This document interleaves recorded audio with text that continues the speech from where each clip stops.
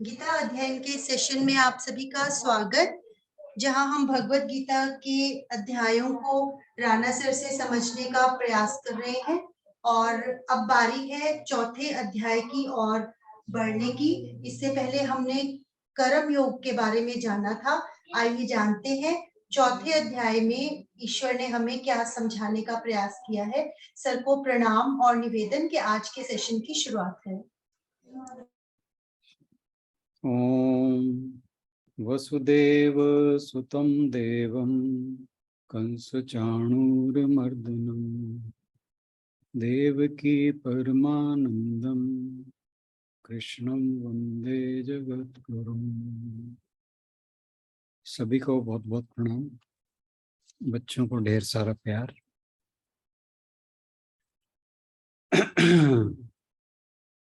तो आज हम गीता जी का चौथा अध्याय शुरू करने जा रहे हैं। गीता जी की जो बैकग्राउंड है वो है कि हम बहुत बार डिस्कस कर चुके हैं, क्योंकि बच्चे पहली बार आए हैं तो मैं थोड़ा सा इंट्रोडक्शन दूंगा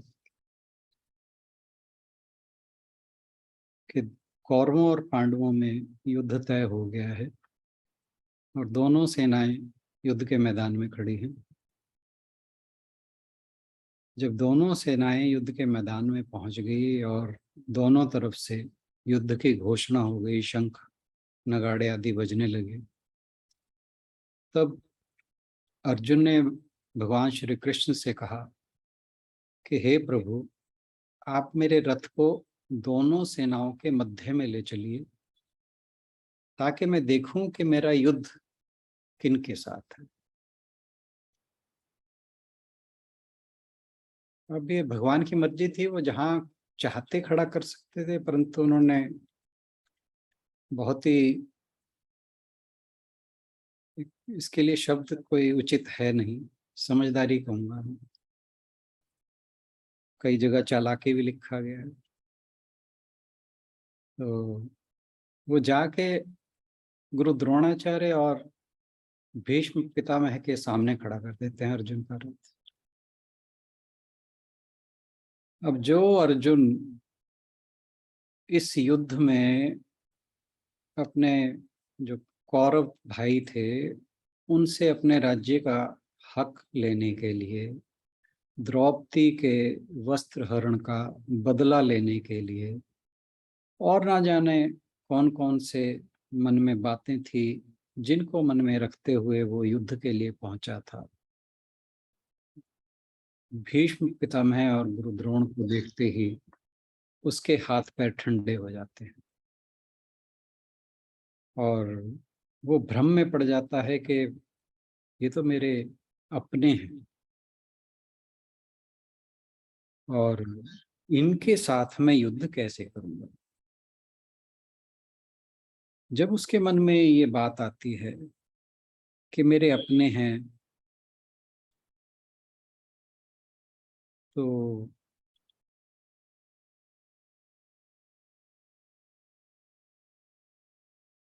जस्ट मिनट।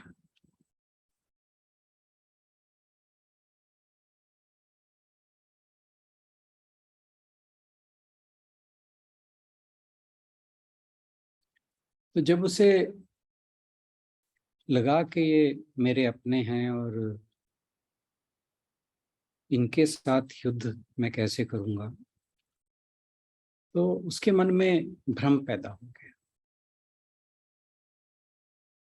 यानी वो मोह में फंस गया, मैं और मेरा के, आई मी एंड मी।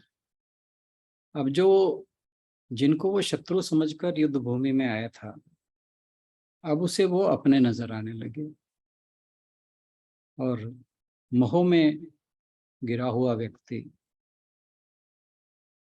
जो है उसका मन चंचल हो जाता है, विचलित हो जाता है, जिसे हम एंजाइटी कहते हैं, डिप्रेशन कहते हैं।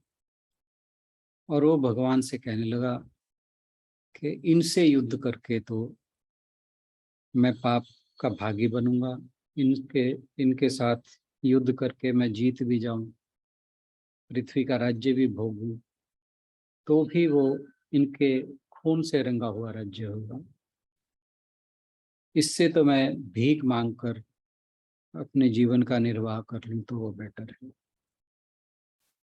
और यह कहकर वो अपना गांडीव, जो धनुष था, वह गांडीव जिसका नाम सुनते ही जो शत्रु सेना थे उसके हौसले डिग जाते थे, वह उस गांडीव को रथ में नीचे रखकर नीचे बैठ गया। तो भगवान ने उसे बहुत बुरी तरह लताड़ा और कहा कि तुम नपुंसकों जैसे व्यवहार क्यों कर रहे हो। ये एक किस्म से उसे कटाक्ष किया था।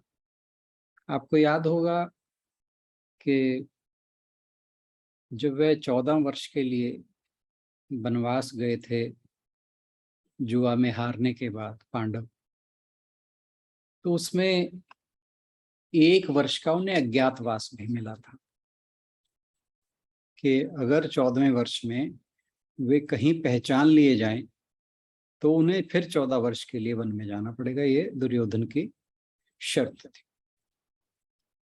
तो उस शर्त के चलते जो अर्जुन था वो 1 साल नपुंसक की स्थिति में बृहन्नल्ला के नाम से जो राजा विराट थे उनकी पुत्री को उसने नृत्य सिखाया था। और इसके पीछे भी एक कहानी है कि जो अर्जुन को ये श्राप मिला कि नपुंसक होने का। अभी कुछ दिन पहले मैं बात कर रहा था जितेंद्रिय, अच्छा नहीं इस ग्रुप पे नहीं, वो दूसरे ग्रुप पे हो रही थी बात, के अग्रवाल वाले ग्रुप पे।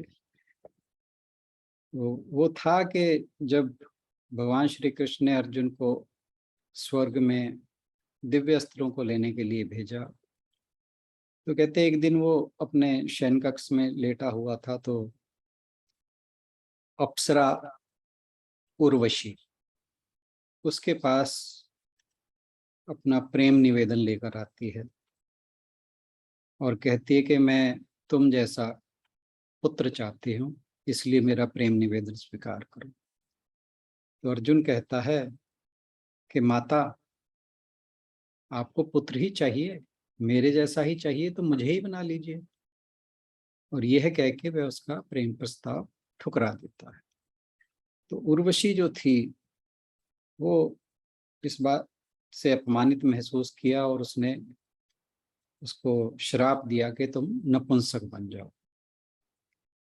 तो इतनी बात सुनकर वहां पर राजा इंद्र भी आ गए, स्वर्ग के राजा। उन्होंने कहा कि ये तुम गलत कर रही हो। तो खैर राजा इंद्र के कहने पर वो जो श्राप था वो 1 वर्ष के लिए कर दिया गया। वो जो 1 वर्ष यहाँ पर राजा विराट के यहाँ अज्ञातवास में अर्जुन रहा था, तो उसी बात को लेकर भगवान ने उस पर कटाक्ष किया कि तुम नपुंसक की तरह क्यों व्यवहार कर रहे हो। तो फिर जब उसे लगा कि भगवान जी कुछ तो बात है जो मुझे ये कहना चाह रहे हैं, और ये मेरे सखा हैं, बचपन के मित्र हैं, हमारे वेल विशर हैं, तो फिर वो भगवान जी से कहता है जो 7वां श्लोक है, कार्पण्य दोषोपत स्वभाव पृच्छामि त्वाम धर्म सम्मूढ़ चेता यश्रेण्या निश्चितम ब्रूहितम शिष्यस्ते हम शाधि मां त्वाम प्रपन्न। कि मैं अब मोह से ग्रसित होकर ये नहीं जानता कि उचित और अनुचित क्या है, जो मेरे लिए कल्याणकारी हो आप कहिए, निश्चित रूप से कहिए। मैं आपका शिष्य हूँ और मैं आपकी शरण में हूँ। तो जब अर्जुन भगवान की शरणागति हो जाता है तो फिर प्रभु से जो तत्व का ज्ञान है वो देना शुरू करते हैं। तो दूसरे अध्याय में जो कुछ अर्जुन को भगवान जी कहना चाहते थे वो सब कुछ समझा देते हैं। सबसे पहले उसके चैतन्य स्वरूप के बारे में बताते हैं, तत्वमसि, वह तुम ही हो, यह ज्ञान उसे देते हैं। तो यानी सांख्य योग जिसे कहा गया। फिर उसे कर्म योग की, स्वधर्म की वो शिक्षा भी देते हैं। कहने का भाव है कि इस जीवन का लक्ष्य ज्ञान की प्राप्ति द्वारा मोक्ष की प्राप्ति है, और उस ज्ञान की प्राप्ति के लिए अधिकारी होने के लिए कर्मयोगी कर्मयोग का रास्ता ही लेकर उस ज्ञान योग का अधिकारी बना जाता है। तो कहने का मतलब ये है कि दूसरे अध्याय में भगवान श्री कृष्ण ने पूरा ज्ञान उड़ेल दिया अर्जुन के लिए। तो फिर बाकी 16 अध्यायों में क्या है? तो जो बाकी के 16 अध्याय हैं उनमें 15 अध्याय तीसरे से लेकर 17वें तक भगवान जी अर्जुन को ये जो दूसरा अध्याय में जो सारा ज्ञान बताया है उसका विस्तार समझाते हैं। और 18 जो अध्याय है, चैप्टर 18, उसके अंदर एक बार फिर इसको पूरी तरह से समराइज करते हैं जो भी उनकी टीचिंग्स थी। तो एक बहुत अच्छे कम्युनिकेटर की तरह, बहुत अच्छे वक्ता की तरह, एक वक्ता की यही पहचान होती है कि वो जब बोलने जाता है तो सबसे पहले जो अपनी ऑडियंस है उसको बताता है कि मैंने तुम्हें बताना क्या है, फिर वह उसे बता देता है, फिर उस जो लास्ट में उन्हें बताता है कि मैंने बताया क्या है। This is the qualities of a good communicator. तो इसी तरह से भगवान जी ने पूरी गीता अर्जुन को बताई। दूसरे चैप्टर में पूरा ज्ञान दे दिया, तीसरे चैप्टर में फिर कर्मयोग का विस्तार होता है। और ये जो कर्मयोग का विस्तार बताया तीसरे अध्याय में, बीच बीच में वो ज्ञान योग का भी पुट डालते रहे उसके अंदर इंक्लूड कर। तो यानी ज्ञान योग और कर्म योग इकट्ठा चलता है। मेजर पार्ट कर्म योग का है, और ये जो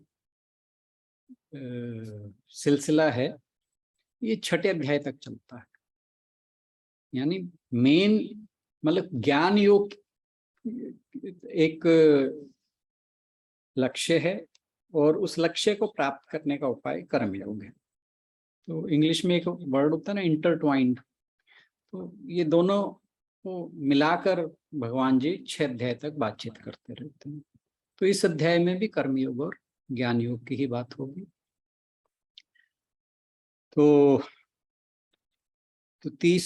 दूसरे और तीसरे अध्याय में भगवान जी ने प्रवृत्ति और निवृत्ति दोनों ही मार्ग बताए। निवृत्ति का मार्ग ज्ञान का मार्ग है, प्रवृत्ति का मार्ग प्रवृत्त किस ओर में होना है, कर्मों के ओर प्रवृत्त होना है।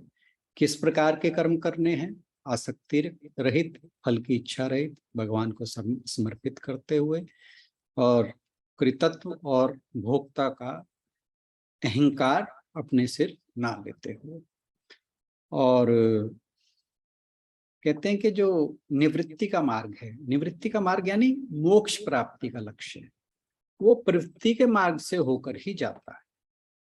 तो जो गीता में 2 तरह की निष्ठाएं बताई हैं, कर्मनिष्ठा और ज्ञान निष्ठा। ज्ञान निष्ठा से मुक्ति होती है, लेकिन कर्म निष्ठा से भी मुक्ति बताई है भगवान जी ने। ये 3rd चैप्टर के शुरुआत में ही कहा था। और इसमें कहने का भाव ये है कि जब निष्काम कर्म किया जाता है तो फिर निष्काम कर्म के द्वारा चित्त की शुद्धि होती है, और जब चित्त की शुद्धि होती है तब ज्ञान की प्राप्ति होती है, और फिर वही ज्ञान प्राप्त होने पर ही मुक्ति समझनी चाहिए। तो वास्तव में तो ज्ञान ही मुक्ति का साधन है, लेकिन वो जो रास्ता है वो कर्मयोग के थ्रू होकर गुजरता है। तो कहने का भाव ये है कि जो गीता है, श्रीमद् भगवत गीता, वो मोक्ष प्राप्ति का शास्त्र है। हालांकि आजकल बहुत से कमेंटेटर्स इसको मैनेजमेंट के लिए भी यूज करते हैं, हाउ टू लिव लाइफ इसके लिए भी यूज करते हैं, और ना जाने किस किस चीज के लिए गीता को यूज किया जाता है। बट डिस्पाइट ऑफ ऑल, वो ठीक है कि वो चीजें भी गीता के अंदर हैं, इसमें कोई दो राय नहीं है। गीता में जीवन को, एक अच्छे जीवन को कैसे जिया जाए, वो नो डाउट बताया गया है, और अपने कर्मों को कैसे किया जाए, अपने कर्मों को स्पिरिचुअलाइज कैसे किया जाए, ये सारी बातें बताई गई हैं। लेकिन गीता जी का वास्तविक उद्देश्य जो है वो मोक्ष प्राप्ति ही है। और इस लक्ष्य की पूर्ति के लिए हमारे शास्त्रों में 3 मार्ग बताए हैं, कर्म, ज्ञान और भक्ति। इन तीनों का समावेश गीता के अंदर है। और एक स्वामी जी लिखते हैं कि इन तीनों मार्गों का संगम मनुष्य को निष्पाप करने वाला तीर्थराज है। जैसे इलाहाबाद के संगम में 3 धाराएं मिलती हैं, गंगा, यमुना, सरस्वती, तो ऐसे ही कहा कि ये जो कर्म, ज्ञान और भक्ति की 3 धाराएं हैं या 3 साधनाएं हैं, ये मनुष्य को इस त्रिवेणी में गोता लगाने की प्रेरणा प्रदान करने के लिए है। दुखी मनुष्य सुख चाहता है, भूखा भोजन चाहता है, जो गरीब है वो धन चाहता है, बंधन में बंधा हुआ मनुष्य मुक्ति चाहता है। लेकिन चाहने से कुछ नहीं मिलता, और क्योंकि चाह लगातार बनी रहती है, कुछ पूरी होती हैं कुछ नहीं, तो ऐसे व्यक्ति के दुखों में लगातार बढ़ोतरी होती चली जाती है। और कहा कि जो दुख हैं, लगातार जब दुख आते हैं तो कहते हैं कि वो विवेक की ज्योति को बुझा देते हैं। यानी the man is not able to discriminate between right and wrong. वो नहीं जान सकता कि सही क्या है और गलत क्या है, इसका निर्णय लेने की क्षमता उसकी जाती रहती है। और कहा कि मनुष्य मरने से पहले न जाने कितनी बार मरता है। अब दुखों का निवारण करने के लिए भगवान या तो संत महात्माओं को पृथ्वी पर भेजते हैं, और कभी कभी स्वयं अवतरित होते हैं। और भगवान के अवतरण से, उनकी लीला से, दिव्य कर्मों से, उनके स्वरूप से, उनके ज्ञान से मनुष्य को हिम्मत बनती है और शक्ति मिलती है, और उनको देखकर मनुष्य दिव्य कर्म करने की ओर प्रेरित होता है। और कहते हैं कि जो मनुष्य अपने हृदय में जो महापुरुष हुए हैं, अवतारी पुरुष हुए हैं, अवतार हुए हैं, या किसी भी रूप में परमेश्वर को अपने हृदय में रखकर और अपने कर्मों का संचालन करता है, तो उसका जीवन संवर जाता है। और ऐसा व्यक्ति कहते हैं कि अपने प्रकाश से जीवन को सुख दुख, लाभ हानि, यश अपयश और सभी द्वंद्व, जो डुअलिटीज हैं, ये जो हमने बात की, मैं बच्चों के लिए बता रहा हूँ, ये बच्चों ये बात की ना, सुख दुख, they are two but they come together, they can't be separated. दुख सुख, लाभ हानि, यश अपयश, तो इन्हें हमारे जो शास्त्र हैं उनमें द्वंद्व कहा जाता है, डुअलिटीज। तो दे एग्जिस्ट टुगेदर, जैसे पाप पुण्य, अच्छा बुरा। तो कोई भी चीज इनमें से एक्सक्लूसिवली एग्जिस्ट नहीं करती, दे एग्जिस्ट इन पेयर्स, इसीलिए इनको द्वंद्व कहा जाता है। वेदांत कहता है कि जो प्रकृति है वो जड़ है और पुरुष चैतन्य है। यहाँ पर पुरुष मनुष्य से बात नहीं हो रही, यहाँ पुरुष परम पुरुष की बात हो रही है। तो उस प्रकृति को चेतनता भगवान जी प्रदान करते हैं, ईश्वर प्रदान करते हैं, और इस जड़ और चेतन के योग से ही ये सारा संसार जो हमें दिखाई देता है वो बनता है। और यहाँ पर जो कुछ भी जगत में व्यवहार होता है यह पुरुष और प्रकृति के मेल से ही संभव है। पुरुष के बिना प्रकृति अपूर्ण है और पुरुष के बिना ही कर्म भी अपूर्ण है, क्योंकि प्रकृति का व्यवहार कर्मों के रूप में परिणत होता है। हम बात करते हैं ना कि जब गुणों का गुणों से व्यवहार होता है तभी कर्म उत्पन्न होता है।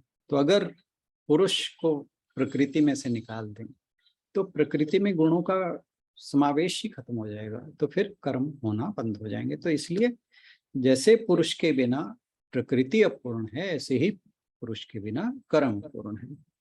और कर्म पुरुष के बिना अचेतन है, यानी फिर वो जड़ हो जाएगा। तो जो गीता है वो कर्म और ज्ञान के योग से जड़ में भी चेतनता का सार करने की शक्ति देती है। कर्म जीवन के धर्म का मर्म है। कर्म की आवश्यकता और स्वरूप का वर्णन गीता के 3रे अध्याय में स्पष्ट रूप से किया गया। ये हमने बहुत अच्छे से 3रे चैप्टर में पढ़ा कि कर्म जो है वो प्रकृति के लिए आवश्यक है। प्रकृति में जो सृष्टि रूप, हम सृष्टि यज्ञ की बात कर रहे थे, तो जो सृष्टि में यज्ञ होता है वो अगर कर्मों का समावेश इसमें ना हो, हर कोई जो भी प्रकृति के अंग हैं जिसमें मनुष्य भी शामिल है, अपना अपना कर्म, अपना अपना पार्ट सही रूप से प्ले ना करें तो फिर वो सृष्टि चक्र बाधित होता है। और फिर 3rd चैप्टर में ही लास्ट में कहा गया था कि कर्म मार्ग में बाधा डालने वाले काम को मारने के लिए और इंद्रियों को अपने अधीन रखने के लिए बुद्धि द्वारा मन को वश में करना चाहिए। और ये भी कहा गया कि जो कर्मों को, अपने जो एक्शंस हैं उनको स्पिरिचुअलाइज करने के लिए भगवान को सौंप देने चाहिए। ये सोचिए कि मैं जो भी कर रहा हूँ वो परमेश्वर के माध्यम से एक परमेश्वर के माध्यम के रूप में कर रहा हूँ। कर्म परमेश्वर कर रहा है लेकिन मैं एक माध्यम हूँ। तो उससे फिर क्या होगा कि हम उन कर्मों के कर्ता होने से बचेंगे। तो वहां पर हमारा जो अहंकार है वो जाता रहता है। और ज्ञान और कर्म एक दूसरे की पूर्ति करते हैं, परस्पर बल देते हैं। एक के बिना दूसरा बलहीन है और अधूरा है।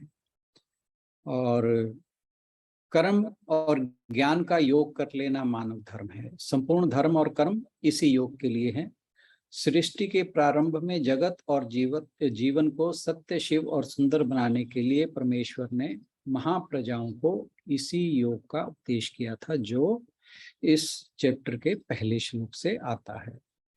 और संत ज्ञानेश्वर जी, अब ये भगवान जी जब बोलना शुरू करेंगे पहला चैप्टर, उससे पहले कुछ संतों ने बहुत अच्छे अच्छे शब्दावली का प्रयोग करके जो बातें कही हैं वो मैं जरूर शेयर करूंगा।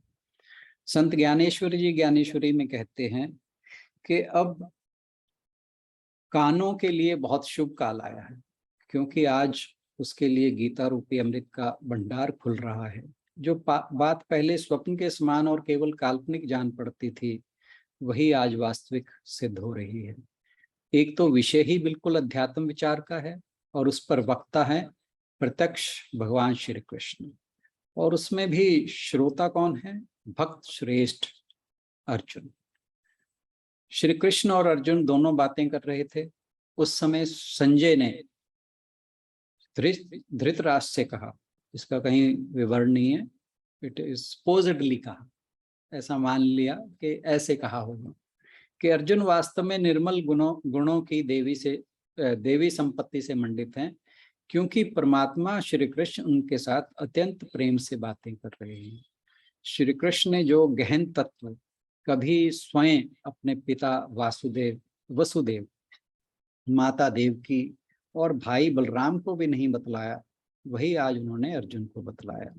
यद्यपि देवी लक्ष्मी उनके इतने समीप हैं, पर उन्हें भी वह प्रेम सुख प्राप्त नहीं होता जो श्री कृष्ण के प्रेम का सच्चा तत्व आज अर्जुन को प्राप्त हुआ है।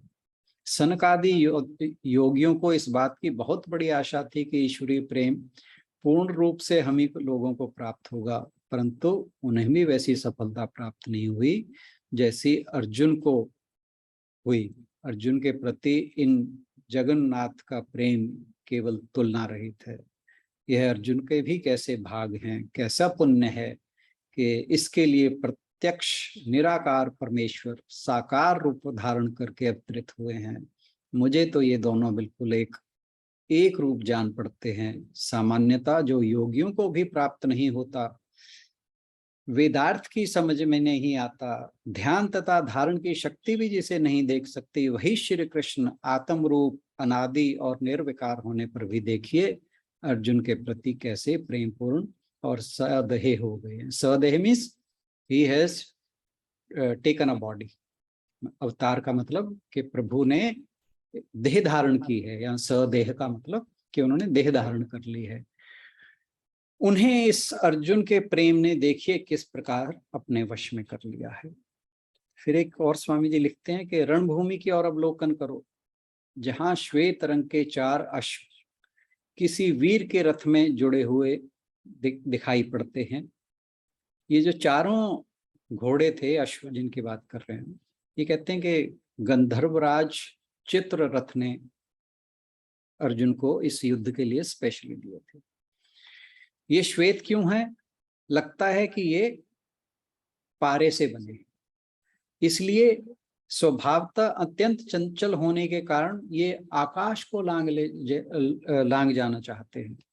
क्योंकि आपको पता होगा कि पारा जो होता है मरकरी, वो कहीं टिकता नहीं है, बहुत चंचल होता है। उसे अगर फर्श पर कहीं गिर जाए, उसे इकट्ठा करने में आपको पूरा दिन लग सकता है, तो बहुत चंचल है। कह रहे कि ये जो घोड़े हैं, ये अश्व हैं, ये भी बहुत चंचल हैं, पारे के समान हैं, और मानो कि वो आकाश को लांग जाना चाहते हैं। पर संपूर्ण ब्रह्मांड के जीवों की मन की चंचलता को स्थिर करने वाले कि जो भगवान श्री कृष्ण सारे जगत की चंचलता को स्थिर कर देते हैं, उन श्री कृष्ण ने इनको थोड़ी देर के लिए कुरुक्षेत्र की रणभूमि में स्थिर कर रखा है। इन अश्वों ने ना जाने पूर्व में कौन सा तप किया था, जिसके बदले 4 भुजा वाले श्री कृष्ण ने अपने चारों हाथ शंख चक्र गदा पद को दूर त्याग कर इनकी बागडोरों को थाम रखा है। तो कहा कि देखो, इन घोड़ों ने भी ना जाने कौन सा तप किया था कि इनकी बागडोर जो है भगवान जी थामे बैठे हैं, जो चारों हाथों में शंख चक्र गदा और शंख धारण करते हैं। अश्व अपने कानों को उठाए तिरछी निगाहों से श्याम सुंदर की ओर पुनः पुनः देख रहे हैं। इससे लगता है कि ये उनके मुख से टपकते हुए विज्ञान रूप अमृत रस को अपने कानों से पान करते हुए परमानंद में मगन हो रहे हैं। बहुत अच्छा लिखा हुआ। जिस विज्ञान तत्व को श्रवण कर एक साधारण तोता पक्षी शुकदेव जैसा महात्मा बन गया था, उसी विज्ञान को सुनकर ये चारों अश्व भी अर्थ धर्म काम और मोक्ष के रूप में ही बन जाएं तो क्या आश्चर्य है। जिस भाषण को सुनते सुनते भक्तों का हृदय गदगद हो जाता है, योगी जन समाधिस्थ हो जाते हैं, उस मधुर वाणी की स्तुति इस तुच्छ सी जीवा से कैसे हो सकती है। पिछली 3 अध्यायों में कही गई बातों को भली बातें समझते हुए, गीता शास्त्र की गंभीरता अनुभव करते हुए अवश्य यहाँ कह सकते हैं कि यह शास्त्र कर्म, उपासना और ज्ञान के उपदेशों का भंडार है। तो गीता जी को कहा कि यह कर्म, उपासना और ज्ञान के उपदेशों का भंडार है। त्रिलोकी के नाथ श्री कृष्ण के अपने मुखारविंद से निकला हुआ यह 5वां वेद है। तो बहुत ही प्यारी बातें कही यहाँ पर भगवान श्री कृष्ण ने, सॉरी जो कमेंटेटर थे। यहाँ पर एक चीज आई थी, मैं बच्चों की नॉलेज के लिए बता रहा हूँ कि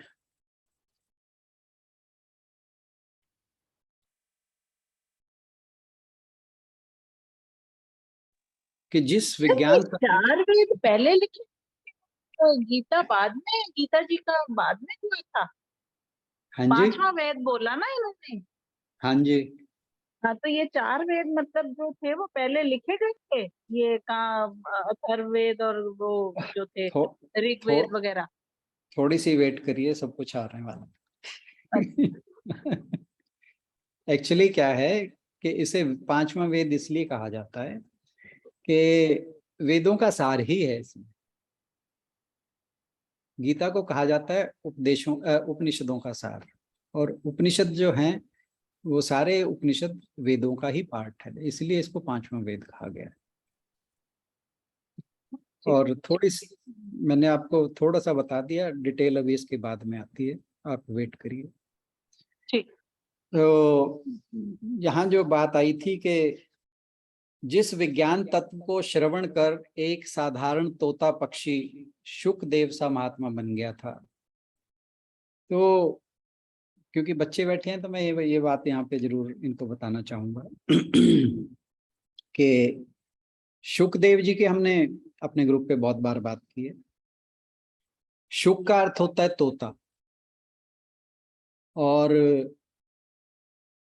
ये तोता शुकदेव कैसे बना, उसकी एक कहानी है जो आज हम जिसकी बात करेंगे।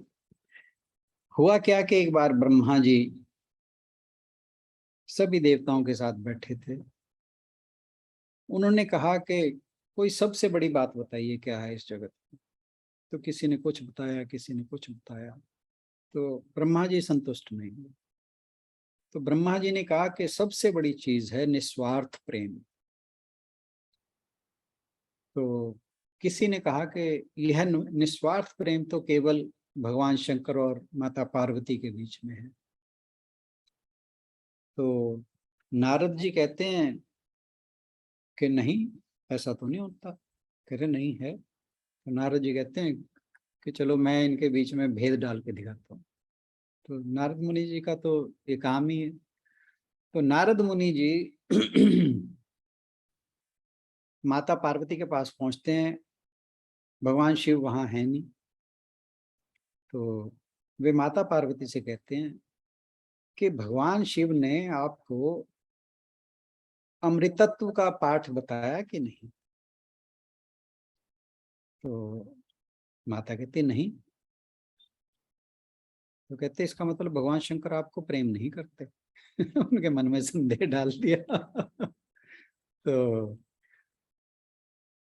अब ये बात कह के वो चले जाते हैं। माता जी को लगता है, माता पार्वती को, कि भगवान ने मुझे ये रहस्य क्यों नहीं बताया अमरता का।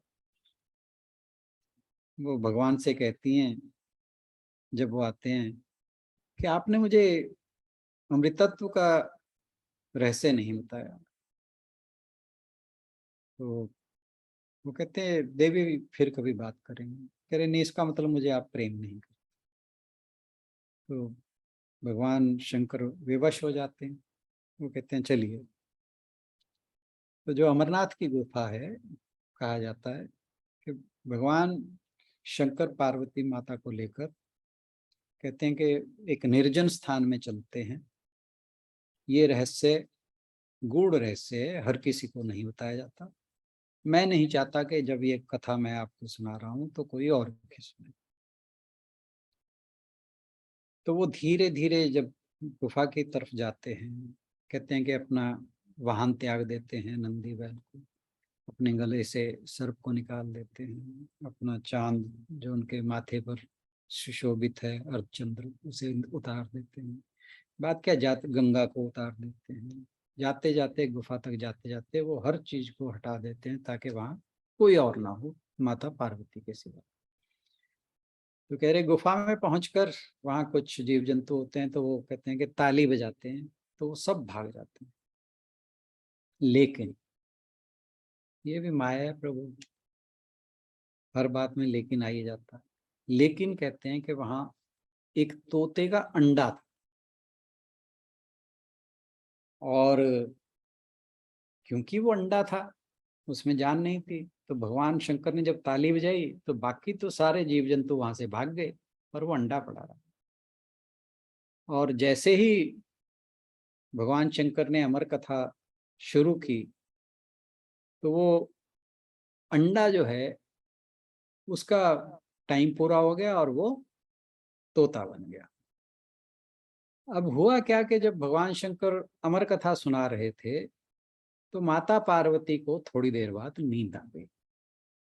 जब कथा सुना रहे थे तो कथा सुनाते सुनाते माता पार्वती, जैसे हम कहानी सुनते हूँ कहते रहते हैं ना, बीच में हुंकार भरते रहते हैं, तो उससे लगता है कि जो श्रोता है सुन रहा है। तो माता पार्वती हुंकार भर रही थी। जब उन्हें नींद आ गई तो वो हुंकार देना बंद कर दी उन्होंने। अब जो तोता था उसे कहानी में मजा आ रहा था, उसने कहा कि भगवान शंकर कहानी सुनाना ना बंद कर दें, तो माता पार्वती की जगह हुंकार वो भरने लगा। अब भगवान तो अपने ध्यान में मगन थे और कहानी सुनाते जा रहे थे। जब उन्होंने कहानी पूरी सुना दी तो देखा माता पार्वती तो सोई पड़ी है। तो उन्हें लगा कि फिर ये हुंकार कौन भर रहा था, हूं कौन कर रहा था। तो उन्हें तोता दिखाई दिया। तो कहते हैं कि वो तुरंत तोते के पीछे भागे, और कहते हैं कि तोता वहां से भागकर महर्षि व्यास के आश्रम में आ गया। और वहां से जब भगवान शंकर वहां भी पहुंच गए तो कहते तोता उड़ के जो वेद व्यास जी की पत्नी थी आरुणि, उनके मुंह के मार्ग से उनके गर्भ में जाकर बैठ गया। अब भगवान शंकर वहां बैठ गए, कहते मैं तो इसे मारूंगा। तो वेद व्यास जी कहने लगे, महाराज आप क्रोध में हैं, थोड़े शांत हो जाइए। आप सोचिए कि आप क्या करने जा रहे हैं। अगर आपने इस तोते को मार दिया तो आपने जो अमर कथा कही है उसका औचित्य ही खत्म हो जाएगा। फिर ये अब इसने सुन ली तो वो अमर होना चाहिए, और अगर आप मार दोगे तो फिर आप वो अमर कहानी कैसे रहेगी, अमर कथा कैसे रहेगी। तो भगवान शंकर को वेद व्यास जी की बात उचित लगी, उनका गुस्सा शांत हो गया, वो चले गए। अब वो तो चले गए, परंतु शुकदेव जो वो तोता था वो माता अरुणि के गर्भ में बैठा रहा। अब 9 महीने बीत गए, साल बीत गए, 2 साल बीत गए, 3 साल बीत गए, करते करते 12 साल बीत गए। अब जो 12 साल हो गए तो माता अरुणि को पीड़ा होने लगी। तो उन्होंने वेद व्यास जी से कहा। वेद व्यास जी ने उनसे रिक्वेस्ट की, भाई बाहर आ जाओ। कह रहे नहीं, ये संसार में तो मोह माया है, मैं नहीं आता।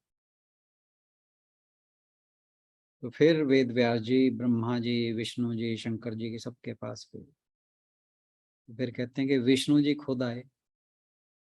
तो उन्होंने कहा कि भाई, उन्होंने भी रिक्वेस्ट की, भाई तू बाहर आ जा। कहते महाराज इस संसार में तो मोह माया है, मैं इस चक्कर में नहीं पड़ना चाहता, क्योंकि उन्हें पूरा ज्ञान हो चुका था। तो मैं इस चक्कर में नहीं पड़ना चाहता, आप इस जगत को मोह माया से रहित कर दीजिए, तब मैं आ जाऊंगा। तो भगवान विष्णु ने, तो मायावी तो है ही, उन्होंने कुछ देर की माया रची और कुछ देर के लिए जगत को माया रहित कर दिया। और फिर वो उनका जन्म होता है और नाम शुकदेव जी रखा जाता है। और कहते हैं कि वो फिर भगवान विष्णु से नाराज होते हैं कि उस टाइम तो माया रहित कर दिया था जगत को, परंतु माया फिर प्रकट हो गई। तो शुकदेव जी जो हैं वो फिर जंगल की ओर तपस्या के लिए चले जाते हैं। तो ये थी कहानी कि उस विज्ञान तत्व को सुनकर जब साधारण तोता पक्षी शुकदेव जैसा महात्मा बन गया, तो ये चारों अश्व भी मोक्ष के रूप ही ना बन जाएं तो क्या आश्चर्य है।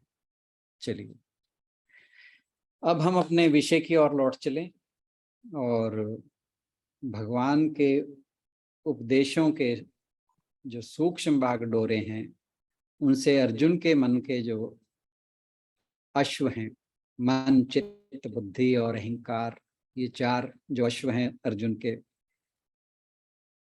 तो वो किस प्रकार स्थिर होते हैं, उन्हें भगवान जी कैसे स्थिर करते हैं, वो इस श्लोक में हम बात करते हैं। शुरू करते हैं चौथे अध्याय के आशु बहन से अनुरोध के ये श्लोक पढ़ते हैं। जी सर। ओम श्री परमात्मने नमः। अथ, सर इसे कैसे बोलेंगे चौथे अध्याय को? चतुर्थोध्याय। अथ चतुर्थोऽध्यायः। श्री भगवानुवाच इमं विवस्वते योगम् प्रोक्तवानहमव्ययम् विवस्वान्मनवे प्राह